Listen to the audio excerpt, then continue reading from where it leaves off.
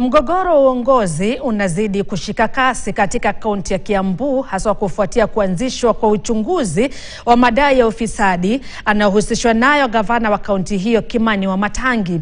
Haya yanajiri siku chache baada ya kuonekana kupata umaarufu mkubwa wakati wa ziara ya Rais William Ruto katika eneo hilo. Mwanahabari wetu Kimaku Chege anaangazia kinachoendelea katika uongozi wa kaunti hiyo ya Kiambu.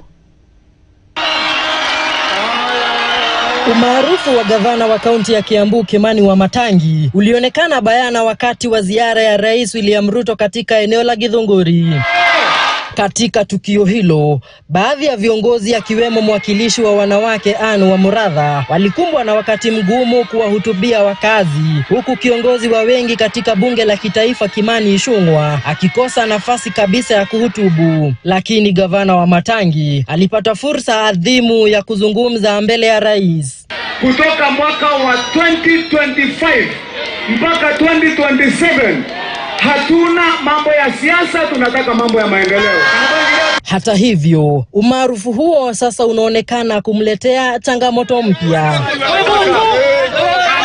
Kwa mujibu wa gavana Wamatangi, mafanikio yake ya maendeleo na uungwaji mkono wa wananchi ndiyo yamewakera baadhi ya wapinzani wake. Wanajaribu kuniwekelea vitu ati ndio waniharibie jina, nyinyi munikatae. Na mimi tumesema kazi tunafanya.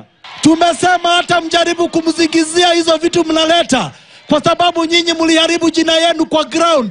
Wamatangi hata pakwa matope na nyinyi. Wamatangi anajua kujipanga na ground. Hata kama mlikasirika Ribukura Githunguri, kasirikeni, ni shauri yenu. Kwa sasa tume ya maadili na kupambana na ufisadi EACC haijatoa mwelekeo zaidi kuhusu ushahidi uliokusanywa wala kama gavana huyo atafikishwa mahakamani, swala hili likizua hisia tofauti miongoni mwa wakazi wa Kiambu. Sheria inachukua tu mkondo wake. Kama mtu amefanya ufisadi, asitakiwe. Kama hajafanya, asizingatiwe, asidhurumiwe, asistakiwe kwa uongo. Hamjambo.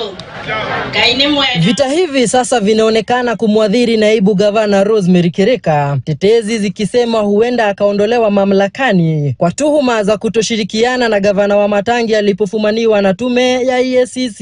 Katika mvutano huo, mbunge wa Thika Alice Ng'ang'a amejitokeza waziwazi akimezea mate uongozi wa kaunti ya Kiambu, huku baadhi ya wadadisi wakitaja hali hiyo kama dalili ya mvurugano wa kisiasa unaotishia utulivu wa serikali ya kaunti hiyo. Siwe ni siasa inaletwa Kiambu ili ionyeshe kama watu wa Kiambu na kiongozi wa Kiambu ni mfisaji.